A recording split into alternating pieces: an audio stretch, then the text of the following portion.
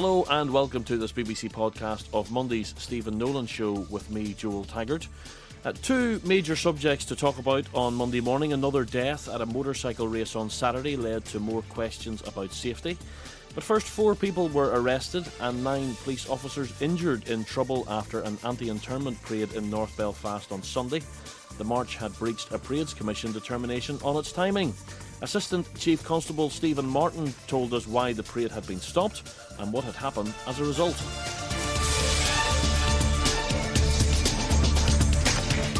Well, yesterday's parade was organised by the Anti Internment League. They submitted a formal request, notification of the parade to the Parades Commission, and the Parades Commission sat and made a judgment and issued what they call a determination. And that determination basically allowed the Anti Internment League parade to proceed along the route that they asked for, but made a condition that they had to be clear of the Divis Street Millfield junction by 1:30, which probably would have meant the parade starting somewhere between 11:30 and 12 to make sure that it complied with that. Instead of that, during the week and recent days, it became clear in social media and indeed more formal media that the parade organisers intended to assemble at 2 and start at 2:30.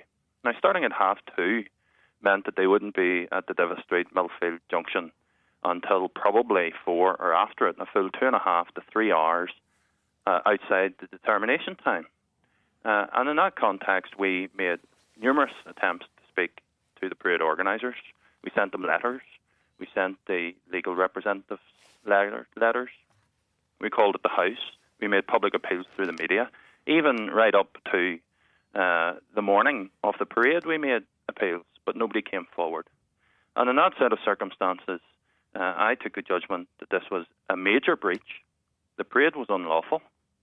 From the moment it set off, it was unlawful because it was impossible for it to adhere to the Parades Commission determination. We had substantial protest activity in the city. And indeed, I should say, those protests were notified to the Parades Commission. There were 3 of them, and the organisers of the protest met with the police. They sat down with the police and talked about how they would be conducted, how they would be marshalled, how they would get into the city centre. There were limits on the numbers of people that were allowed in that, and they adhered to those. But in terms of the decision to actually stop the parade, I mean, this is highly unusual. It seems... can't think of too many instances where a parade has actually been physically stopped. So why did you make that call as opposed to what you've maybe done in the past, let breaches of a determination continue in terms of a parade and then report those back and go and seek those responsible? Well, actually, it's not unusual. We stopped the Orange Order parade on the 13th of July on the Woodvale Road. This is not unusual. We tend to have 2 types of breaches of Parades Commission determinations. We have, I don't want to use terms that inflame the situation, but to make it simple, we can have breaches that are of a more minor nature. Now, I use the term minor advisedly to try and set this out for your listeners. But, where an organiser of a parade is doing their best to adhere to the determination, and maybe a band within a number of bands does something that's in breach of a determination, playing music in a place that they shouldn't. In those circumstances, we believe the most proportionate way to deal with that is to record evidence of it and pursue afterwards. But then you can have much more significant, much more substantive breaches. So in other words, if the Orange Order were allowed on the 13th of July to parade on up the Woodvale Road and past the Ardoyne shop fronts, that would be a substantive breach because the determination says that they can't progress along that route. So these are effectively judgment calls that you're faced with? They're judgment calls, they're command decisions. We sit down, we think about them, we look at the consequences of them, we take legal advice ourselves from our own lawyers. And it was my judgment yesterday that this was a substantive, significant breach. The organisers were setting out to break the law. From the moment they took their first step, they were breaking the law. The further that parade would have progressed, the greater the tension would have increased. The risk of violence and disorder, in my judgment, was significant, especially if it had progressed to the point where the protest activity in opposition to it was. And I made the call that this parade would be stopped. So effectively, if the parade starts at 11:30, 12 o'clock, it goes ahead? Well, we ensured that parade got along Royal Avenue last year.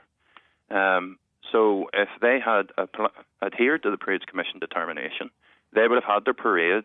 It would have went along Royal Avenue as long as they were clear the Divis Street and Millfield Junction by 1:30. And I mean, the number of officers involved in this, because obviously you were, it seemed from the pictures, there were a lot of pictures tweeted yesterday, from Royal Avenue and the number of officers there. And, there are people this morning, people talking to tourists and saying, they come out of McDonald's and High Street and there are, over a dozen vehicles there. I mean, obviously you have officers in place for potentially the parade actually starting at 11:30, 12 o'clock in terms of the operation that you would require to get the parade along Royal Avenue. And then you also have an operation in place for it not starting until 2 o'clock or whatever time, and the operation that would be required to stop the parade. So did you effectively have two operations in place yesterday? Well, it was all in one operation, but you're absolutely right. We almost twice as many officers almost. Well, if that parade had started at a time that would have enabled it to have been clear the Divis Street Millfield Junction by 1:30, we would have facilitated that parade along its lawfully notified route because it would have been complying with the law. And we would have also ensured that there was sufficient police to deal with the protest activity and the parade and to do our absolute best to keep people safe and keep the peace. So we had to prepare for the parade setting off on time. But we also, because of what we were hearing in social media and in the media itself, and because we were not getting any comfort or any contact at all from the parade organisers, we had to prepare that in the event we made the call to stop the parade, that we could actually do that and have the resources in place to do that. And that's what occurred. And then whenever it was clear that that's what we were going to do, we de-escalated the city centre as quickly as possible, and I'm pleased to say that there were several hours of trading for the businesses in the city centre yesterday afternoon. So can you even hazard a guess at how much yesterday's operation would have cost? Well, I wouldn't hazard a guess at the moment. Those costs will be made available to the policing board in due course and will be publicly available, but it's far too early the next day. But it was a very sizable policing operation involving many, many hundreds of officers. I mean, the Stormont House agreement had said that OFM, DFM would bring forward proposals to the executive by June 2015 on parades. That doesn't seem to have happened. Meanwhile, you're still playing piggy in the middle time after time between these decisions or disagreements between the Parades Commission and various groups on both sides. I mean, it must get depressing almost, where you're still stuck in the middle of this. You're counting not only the cost that it is financially in terms of draining a dwindling policing budget, but also the real cost on officers who are picking up injuries in the midst of all of these disturbances. Well, to touch on your last point first, I want to pay tribute to the officers who were deployed yesterday. Once again, we saw police coming under attack. 9 officers have been injured. Thankfully, it looks like they are minor injuries. But they stood and showed again courageous restraint in the face of what at times was a sustained attack with bricks and bottles and a small number of petrol bombs. So I pay tribute to them. Nobody would like to see consensus and political progress around parades more than the police. We do stand in the middle at times, but that is our job. That is what comes with the lot of being a police officer, and particularly a police officer in Northern Ireland. Around issues of parades, flags, bonfires. These are thorny issues. The answer does lie in political and community consensus. Police. There is no policing solution to those issues. We simply deal with the matter and await progress through our politicians and our communities, and we will do everything we can to assist our political leaders in our communities to reach those consensus agreements. But and the phrase, funny, you're using there, Stephen, awaiting progress. I mean, it must be frustrating. You must be frustrated at having to divert the resources to this whenever you probably see other areas where that kind of money could be spent. And as you're saying, that progress or making that progress is something you've no control over. Well, people have rights. We live in a liberal democracy, so the right to assemble and the right to expression are important parts of that constitutional position of the type of society that we live in. But clearly, at times, because of the lack of consensus, because of the lack of agreement, because of the risk of disorder and violence, we spend much more in terms of police resource than we otherwise would. Only a number of years ago, some of these parades that are now controversial and that we're spending a lot of money on passed off much more peacefully. We would like to get back to that position, but it's not for the police to make any political comment, and that's why I'm exercising caution here. We would love to see progress. We would love to see a different environment. We certainly didn't want to have hundreds and hundreds of officers in the streets yesterday to deal with the circumstances. And if we can assist our political leaders and our communities in any way by getting closer to consensus and agreement, and you've alluded to the Stormont House Agreement, the police will not be found wanting in that. But it's not the police's job to act politically or get involved in political debate. Appreciate your time this morning, Assistant Chief Constable Stephen Martin. 08459 555 678, the number to call this morning. Want to talk now to Ross Hussey from the Ulster Unionist Party, and also Mandy Duffy from a Republican prisoners group who participated in the parade yesterday. Mandy Duffy, if I can start with you, do you condemn this attack on the police, this violence that followed the parade yesterday? Well, I certainly don't feel that my condemnation here today is going to change what happened yesterday. There's plenty of people already condemning what happened without knowing the full facts. I certainly won't condone violence on the police, but when people are forced into a small area, their own community, these residents were hemmed in for no reason, only intimidation, then I certainly can't condemn them whenever they respond with violence. So you're not going to condemn the violence? Certainly not. So the attacks on the police are justified, you're saying. The Deputy First Minister then, he is saying that those who organised the parade are fully responsible for that violence, which you won't condemn. So are you holding your hands up and accepting responsibility? I'm not one of the organisers of the parade. I was a participant at the parade, but I will say this. Do you feel the organisers should hold their hands up? No, definitely not. The organisers of that parade yesterday dispersed peacefully and asked the marchers to disperse peacefully. We had thousands of people in our down yesterday and they all dispersed peacefully. 1 hour later, there was minor skirmishes, and I want to point this out that this raid has been grossly exaggerated. Well, there are 9 police officers injured this morning. Minor injuries, grossly exaggerated. These people were hemmed in. I can tell you here now that when I left our down, there was no trouble whatsoever. There was a brilliant community festival atmosphere in our down. There was a pock fada on, that people were out, milling about. Nobody can tell me that there was people down there looking trouble last night. The only people who were looking petrol bombs thrown. I mean, that was a consequence of the police not leaving the area. Why did the police, PSNI, not disperse peacefully like the organisers and the participants of the march? There was no need for the police to stay in that area as long as they did. They hemmed people in. They were in people's gardens. People were coming out onto their gardens, asked them to please leave the area. There was no call for it. They were not there to stop any trouble because there was no trouble until they refused to leave. But the thing about they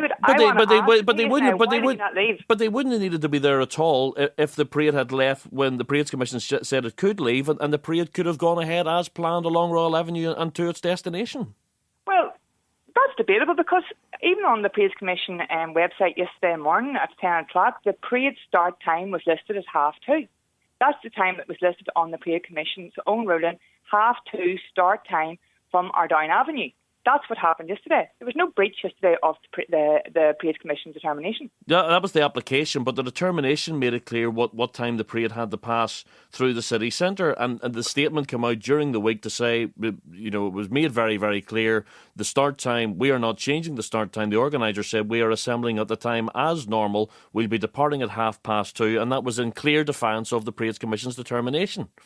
The reason why it was unreasonable to expect so many large numbers to come and march at that time was due to the fact that it was going to be clashing with the Ballymurphy Massacre March.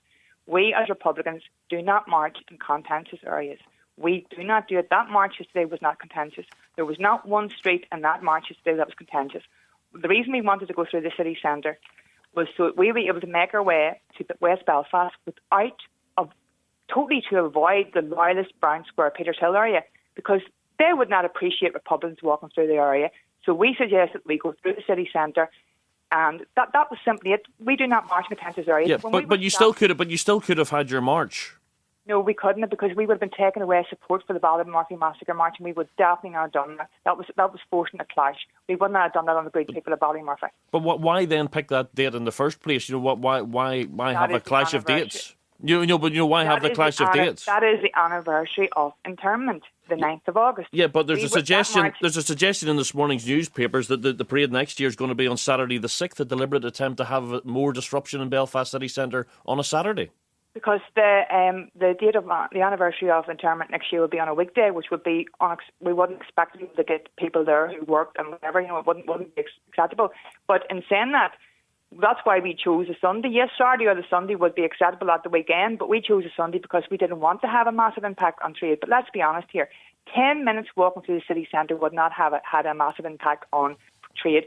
But it could have happened 2 weeks ago at the Gay Pride Parade, and let me tell you, it was a fantastic march. Fair play to them, it was brilliant. There was no impact on trade. In fact, it probably enhanced the trade in the city centre. So I don't understand why the city centre didn't want Republicans' feet through that city centre on Sunday, because they're quite happy to accept Republicans' money in the city centre every odd day of the week. Ross Hussey's on the line this morning. Ross Hussey, this parade could have passed Royal Avenue in 10 minutes. It wouldn't have caused any disruption whatsoever, and everybody could have gone on their merry way, and all these thousands of or hundreds of police officers wouldn't have had to stand and face this violence in North Belfast. That's what we're hearing this morning from Mandy Duffy. Yes, and it's very interesting to hear what she is saying, and she does make reference to the fact that we couldn't do this, we couldn't do that, as if she were one of the organisers. My own opinion is, firstly, I want to congratulate the police for the action that they did take, and I want to congratulate ACC Martin particularly, because it was quite clear to anybody that observed the news at all that the police were doing their damnedest to get this matter resolved as easily and as quickly as possible. Secondly, I want to pass my best wishes to the named police officers. And I am disgusted that anybody will come on the radio today and not condemn attacks on the police. Anyone that comes along with a petrol bomb, those things are prepared in advance. You just don't walk into your kitchen and pick one up. So I'm appalled that petrol bombs were fired at our police officers, and that is absolutely disgusting. Now, in relation to the parade itself, this was the parade's commission determination. And Orange men are criticised if they don't stand by the determination and observe it. And the police are also criticised if they do not apply the conditions to the Orange men. Here, the conditions were quite clear. The organisers knew from day one that they were not going to get started at 2:30, yet they chose to ignore it. They brought this trouble onto the streets of Belfast. Nobody else. The police cannot be held responsible for the actions of these irresponsible people.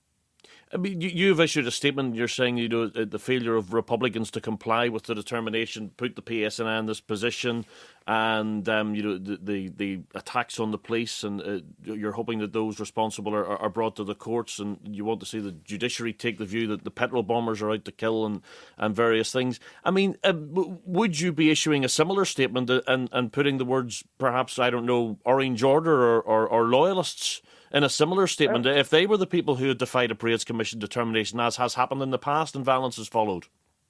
I have always criticised anyone who fires a petrol bomb, and I do not care if they are orange, green, pink or bright yellow. If you're firing a petrol bomb at the police, you deserve to be charged with attempted murder. You and I both know what petrol bombs can do. They are full of petrol, they have washed up liquid, and they have sugar, so they will stick to the officer or whoever they may actually hit. They are murderous weapons. So therefore, yes, I do not care who fires a petrol bomb, what background they come from. If you fire a petrol bomb at a police officer, in my opinion, you should be charged. Yeah, and you will always, but will you always say that it's wrong to defy a Parades Commission determination? Well, the Parades Commission determinations, I have said in the past, the police have to enforce them. The police have no other option. I'm a member of the policing board, and I respect the police for the job that they do. So therefore, if there's a determination, you must abide by it. There's nothing else we can do. That is the law at the present time. If these things need to be changed, it has to be done through agreement, and that is our biggest problem. Sinn Féin walked away from the Stormont House Agreement. You mentioned it earlier. The Stormont House Agreement had various bits and pieces within it that are all part of a case. They say and you know that they say they didn't walk away from it. But in terms of political progress, in terms of parading, I mean, we did walk away from it. Yeah. Any fool could see they walked away from it. I'm just making the point that they would have a different view of it. But in terms of political progress, in terms of parading, I mean, we cannot have forever and a day, as things just go forward, police budgets being spent on trying to police these controversial parades, it seems, no real movement politically in terms of trying to resolve them. And every now and again, you get these weekends thrown up when you're going to have these sorts of incidents and rings of steel around Belfast city centre. I mean, it can't go on. Are you seeing any signs at Stormont of any sort of movement on the issue of parading? Well, in relation to policing, the police have a job to do, and I have to say they do it exceptionally well. As I said earlier, within the Stormont House Agreement, there was an opportunity for this to be resolved. And all of the Stormont House Agreement, it's a cake. And you just can't suddenly say, well, when are you going to eat the icing, or I'm going to take the cream out of the centre. And that is what Sinn Féin has done when they and the SDLP walked away over the welfare issues. And the welfare issues were contained within the Stormont House Agreement. But are you seeing anything that you would describe as process in terms of political process on the issue of parading? At the moment, I'm not, and I'm very disappointed in that. And I do believe that if they go back to the negotiating table and deal with the issues that are in front of us, welfare is one of the most important issues in front of us, and we should have that resolved. The £2 million a week that is going back to the executive, from the executive to the government, is appalling. And I do believe that the matters can be resolved if the politicians are prepared to get behind the tables again. Martin McGuinness heading off to America was a waste of time. The place he should have been was in Stormont. Maria, just come back to you briefly. I mean, you've heard this morning, Ross Hussey says that he can't believe that anyone would come on the radio, Mandy, anybody would come on the radio in this day and age and not condemn attacks on the police, violent attacks on the police. What do you say to him this morning? Well, I'm not going to repeat myself constantly, but I have said I do not condone the attacks on the police. But what I will say is, why the police stay in Ardoyne so long afterwards, when there was a community festival on, when there was loads of children, loads of people out on the street, the marchers had gone, there was buses trying to get out of Ardoyne that were blocked in, but then people wanted to go home. We go home. We didn't break through the barricades. We didn't even attempt to break through the police line. We went home because the parade had been stopped. We were happy enough. We have had our parade. This has been stopped. We are not going to be calling for any violence here today. We want our message to be heard that Anti Internment League was a successful march, and as such as that we got our message out as far as we did. Unfortunately, we were stopped, but let's be real here. We were stopped because we weren't welcome in the city centre. End of. You stopped because you didn't leave on time? We left at the time the parade stated it was going to leave at 2:30. And the message of the parade yesterday was that the internment is still alive and well here in the north of Ireland. It was on the anniversary of the internment, and we wanted to make sure we don't have very many opportunities to get the message across. This is one parade a year, one parade that Republicans ask for on the anniversary of internment to highlight the issues that's happening in Magarbey Jail. I am a member of IRPWA, and we are very grateful to the Anti Internment League for giving the Republicans the opportunity to highlight what's happening in Magarbey. There's men in Magarbey being held on remand, long periods. That is internment by remand. We also have the jail issues that is happening. We have forced strip searching, we have controlled movement, we have the isolation of Republican prisoners. These were on our banners yesterday. That's what we were looking to highlight. Why can't we highlight what's happening on the one opportunity a year that we get to highlight what's happening in Magarbey Jail? So you're refusing to condemn the violence, and you think the Deputy First Minister has got it totally wrong when he says that the organisers of the parade should bear the full responsibility for the violence that followed? The responsibility for the violence that followed is due to the heavy-handed police presence in Ardoyne. Who attempted to engage with the organisers beforehand and said they couldn't get anybody to speak to them.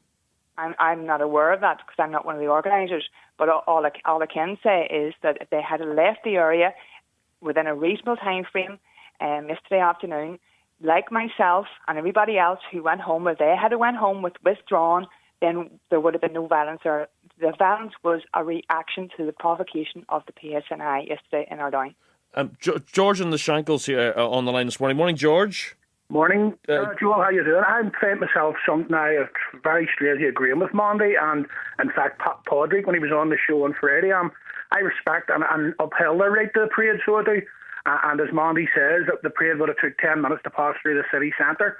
So it would have, as Padraig said on Saturday, we had 10 minutes, no music, and everyone would have been happy. The protest was facilitated, the parade was facilitated, and everybody would have been home happy. So therefore, I take it Mandy and Padraig would both agree that the same should transfer now to Ardoyne shop fronts. A 5-minute parade up the road, no music and protests and everyone happy, that would be my outcome and everyone would be happy. But as I say, I uphold the right to parade, and I recognise that the walk to the police lines yesterday broke up and went home. It's no different than that's been happening, but for 2 years at Twiddale, where the Orange Order have been banned from marching home through a parade determination, they walk the lines, break up and go home peacefully as well. Well, there's been violence on both occasions in the last 2 years. Where's this, Joe? On the return parade on the 12th of July. Yes, I accept that. So I accept that. Nobody can deny that. Nobody can deny there was violence yesterday. Police are doing a hard job, so they are. They're caught in the middle. So they are, due to these decisions from Aquango and the Parades Commission. So they are. The people's right to parade and people's right to protest are sacrament. So they are. But my point is, the double standards from Republicans, both on Friday and the programme and Mandy today. Well, let Mandy respond to that. Mandy, you've been accused of double standards. Well, first of all, I'd like to applaud George for recognising that we did go home and we were not responsible for the violence. But can I just point out, yes, everybody has a right to parade, but Republicans do not parade in contentious areas. The parade in Ardoyne that the Orange Men want to parade through is a contentious area. It is a Republican nationalist community. There is no way that Republicans would ask or even dream of parading through a loyalist area. There would be mayhem if we tried to parade through a loyalist area. We wouldn't do it. We would not inflict on the loyalist Protestant community our positions, our republicanism. We wouldn't do it. In fact, the reason why we wanted to go through the city centre was to avoid a loyalist area on our march, because we know that then people would not be happy and that could provoke violence, so we wouldn't do it. Show me one street that Republicans march through that is a loyalist area. There is none. Mandy, show me one street the Orange Order walk through. It's a Republican area. The Crumlin Road just Ardoyne is a Republican area. Ardoyne shop front is a Republican nationalist area. With respect, you obviously don't know the area. I do know the area very well. It is a nationalist area that the Orange Order want to march through. As is Royal Avenue. You can't say that one parade takes 10 minutes to pass. Royal Avenue is not a loyalist area. Leave it there, Liz. We'll come back to you. We'll come back to you both. We've been talking about the violence and the parade yesterday, the violence that followed the parade that was meant to go through Belfast city centre, meant to leave North Belfast. The Parades Commission issued a determination. The parade didn't leave on time. The police stopped the parade, and we've been talking about that this morning. Mandy Duffy was a participant in the parade yesterday, and George is one of the callers. He's been on the line, and he's been suggesting that basically he agrees that the right to march is a right that should have been upheld, but he's accused Mandy Duffy of double standards, and there's been a sort of a disagreement over whether the Crumlin Road is a Republican area at the Ardoyne shop fronts or whether it isn't. That's basically where we've got to. And Mandy, basically where we were is you don't feel it's right to compare Royal Avenue with the Crumlin Road through past the Ardoyne shop fronts. Yeah, certainly don't, no. George? Mandy, with respect, the Ardoyne shop fronts and the Crumlin Road are used by both communities each and every day. So it's a mixed community there. So it is many unionists, including myself, use the Ardoyne shops on a daily basis. They use it for shopping in and for walking dogs, for running up and down, everything. So that it's a shared space, as is Royal Avenue. My point is, and again with respect to yourself and to Padraig and Freddie, both you stated would have been a short parade, 5-10 minutes to pass, no music. Protests were facilitated, so they were, and everybody was happy. Why can't we just apply that everywhere? The right to march is sacrosanct, as the right to protest is as well. I uphold both Republicans and Loyalists' right to do so. So the way forward, probably with all these parades. So even though the parade was late, then George, would you have been happy to have allowed it to go through Royal Avenue? Well, I mean that would be a decision again. That's a decision that you throw back to the Parades Commission, who's throwing these decisions at the police and inflicting these decisions on communities with no redress or unelected. So they are, and some of their decisions. I mean, it's now coming to bear. The Republicans, the Orange Order and the Loyal Orders have been taken off them for years. I mean, they don't seem to look into these decisions that they make with any sort of mirage at all, and they lay it down to the police. The police get the blame in the end. So that with a commission that's no redress, non-elected, and don't tell nobody why they took these decisions. They just force these decisions on the parades, on the marchers, and on the police. And it's time they were made to become public as to why they make some of these decisions. Mandy, you're not going to agree, I don't think, in terms of the comparison between Royal Avenue and the Crumlin Road, but do you have any sort of agreement with George's view on the Parades Commission? Well, I agree that the Parades Commission don't always make the right decisions, but as far as a contentious route that goes through a nationalist or Republican area or a loyalist, I would stand by that. No, there should be no Orange men marching in a nationalist area, and there should be no Republicans marching in a loyalist Protestant area. I mean, do you ever see a time, Mandy, when we'll reach a point where people can parade wherever they want with agreement from those who are living there, and the heat is taken out of all of this? I don't necessarily do, because there is too much tension. I myself have had reason to live in Belfast this last long year and a half, and coming from Lurgan, where we don't have any more contentious parades going through contentious areas, it doesn't happen. It's never going to happen again. But it still happens in certain areas in Belfast, and I honestly see the fear. I feel it. I know that it's unfair. It's wrong. Like, I go into Ardoyne and I see these children, playing about in their streets, and that Twadale camp's there, and it just does bring constant intimidation, and I think that is wrong. I respect the Orange Men's culture. They can march where they want, as long as it's not contentious. They have hundreds of parades that are not contentious. Why make it contentious? Why do they feel the need to march through nationalist areas? Mandy, can I ask you a question? It's a genuine question. In what way, explain to the public here, in what way that you see that camp at Twadale scares kids in Ardoyne and has it contentious? Well, Listen, people don't even want to walk up around that area. People don't even drive around that Twadale roundabout. They just don't do it because they know that there could be a potential for disorder if they're seen, if there's... They just don't do it. I sense it, I see it, I know it. Well, there's 2 people or 3 people man that camp inside a caravan during the day. There's a parade at night that walk up. Now, most of the time now, the Orange Order have pulled the bans. So they only have a ban on a certain occasion, maybe once, twice a week, if you're lucky. They walk up at 7:30 to 8:30, stand there behind a line of police and go home. So that the police will verify it. There's no shouting or no... It doesn't happen. We need to dispel this myth that there's a potential for violence. There's no potential for violence if everybody protests and just leaves it alone. Let me get some of the other callers in this. 08459 555 678. Robin's been waiting patiently. Robin's in Bangor. Morning, Robin. Good morning. Go on ahead. Surely the trail protests, etc., on that road is a public highway used by cars driven by multinationals. It's a main route. So what right have they to stop anybody using a main route? Okay, Michael's on the line. Morning, Michael. I mean, what you've seen yesterday was political policing alive and well here in the 6 counties. What really has changed in this state? Whenever the one Republican march takes place in Belfast that passes through Royal Avenue for 10 minutes a year is prevented from doing so. Well, the job of the police, hundreds of loyalists are facilitated. The job of the police is to uphold the determination of the Parades Commission, and that's what they were doing, because the parade started 2 hours later than what the Parades Commission said it could. The parade last year and the year previously was a peaceful parade by the participants with no problems at all. They were attacked both years while the police stood there. Yesterday, the parade made it clear what time it would be leaving Ardoyne in order that it wouldn't. Yeah. But were going to the march in Ballymurphy and we're travelling over. But that is not the fault of the police. The Parades Commission determination was clear as to what time the parade should start, and the police would have facilitated that parade had it started at that particular time. So the parade wasn't banned. No, the police made a decision to appease loyalism and unionism. That's what the police decided to do yesterday, to prevent the one and only parade from Republicans that goes through Belfast city centre. They made a clear choice yesterday. The same way they choose to police an illegal camp at Twadale night after night, costing people millions of pounds. But Stephen Martin, I mean, you heard him this morning, the Assistant Chief Constable, saying if the parade had left at the time the Parades Commission said it could leave, that they would have facilitated that parade.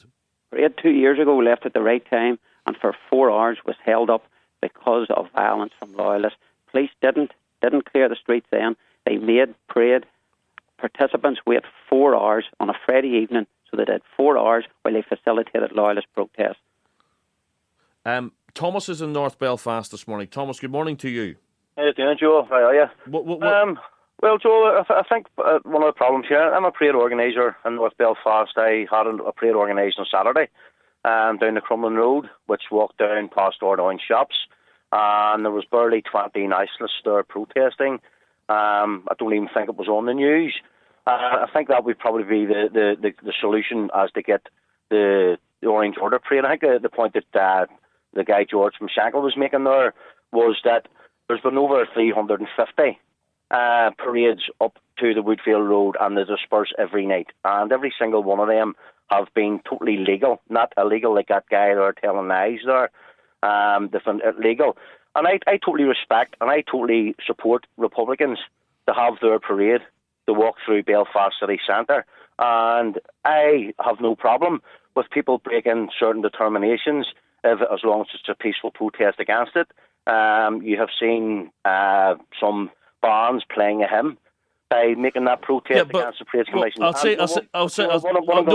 to say two things before you go any further. Number one, it's Michael's view in terms of what he was saying. So let's avoid the whole thing of telling lies and all that nonsense, because it's his view. But the other point is, I mean, people are going to ask the question then: is it ever right? I mean, are you ever going to say, Thomas, that it is ever right to break a Parades Commission determination? Or are you always going to say, no, whatever happens, as much as we maybe disagree with that determination, we should uphold the rule of law? No, it's because there has been protests against them. I mean, who are the Parades Commission, non-elected Quango, to tell Catholics they can't walk through Belfast city centre at 2 o'clock in the afternoon? You know what I mean? And this is what the problem is. The problem that has to be faced here, Joel, is whenever there's a peaceful parade and a peaceful protest, as I said, there was a parade past Ardoyne shops on Saturday morning with nationalist protesting. Not a word on the news about it because nothing happened. I have also got a parade organised for the last Saturday in August with the Black, and the same thing will happen as it has happened for the last 25, 30 years. Yeah, I know, but what I'm saying to you is, would you ever put yourself in the position where you are saying that it is right to defy a determination by the Parades Commission and break the law? Yes, I have done that myself. I have protested against the Parade Commission determination by holding a banner, and I was arrested by the police for holding a banner. People are being arrested for night. They haven't been shooting the police, burning cars, or riding with the police. They have played a hymn. People are being arrested. So, and the people who make that decision, when I made that decision to break that determination, I fully expect and I fully accept whatever sanctions the law are going to put against me. And that's what will happen with the parade organisers of that. But the thing is here, I don't understand why Republicans, and as I said, who are the Parades Commission to tell Catholics or Republicans what time they're allowed to walk through a city centre? And it applies on both sides. But I don't understand, if they don't recognise the Parades Commission in the first place, why did they fill in the route form? Why did they put themselves in that position that an unelected Quango or a British Quango, as they would put it, can make a determination on their parade? Michael, I mean, there's effective, I don't know if sympathy is the right word, but there's a sort of an understanding from Thomas that towards Republicans that he's also maybe saying, that you should have been able to have your parade at whatever time you wanted. Certainly. I mean, it's only common sense would tell you when you've had a parade which has been peaceful the last 2 occasions by its participants, parade organisers deserve a lot of credit for what they did yesterday. They marched people down the road. Once they realised they weren't getting any further, once they realised there was the potential for violence there, they ensured that everyone that was part of that parade went back up in the Ardoyne and went home peacefully. Yes, there was some trouble which lasted for 30 to 40 minutes afterwards by people that weren't in the parade, but I think the parade organisers yesterday actually deserve a lot of credit for diffusing a potentially violent situation. That's not what Martin That's what happened. I know, but I'm saying that Michael, that's not what Martin McGuinness is saying, as I've said earlier. I didn't know he was there. I didn't know he was present. Well, at the parade. He's saying that those who organised the parade should bear the full responsibility for the violence. Well, the people that organised the parade showed that they were able to take people peacefully out on the street, so they did. We had human rights activists, civil rights activists, and Republicans there yesterday who took part in a peaceful parade. And rather than having a standoff, they could have remained there for several hours, and you could have had a very, very tense situation Instead, they took the sensible decision. They diffused the situation, and they took everybody that was in that parade back up in the Ardoyne, away from police lanes, to prevent trouble happening. The fact that other people in the spectate get caught up in trouble is regrettable. But it was nothing to do with the parade organisers, who ensured all those that were on the parade went back peacefully back up in the Ardoyne. Very, very quickly, Thomas, then we'll have to move on. The problem is, Michael has now seen what happens with, when the Orange Order and other parade organisers tell people to disperse, there can be violence, and it's not specifically the parade organisers' fault. But I would just like to point out that Sinn Féin have organised parades for prisoners groups and internment and things like that. And they have also broke parades commission determinations because the bands had IRA and paramilitary state things. Nobody out of Sinn Féin have been arrested. We can't stand over that. I don't know if that's the case or not. But listen, we're going to have to park it there because of other subjects to get through. Thanks to you all this morning.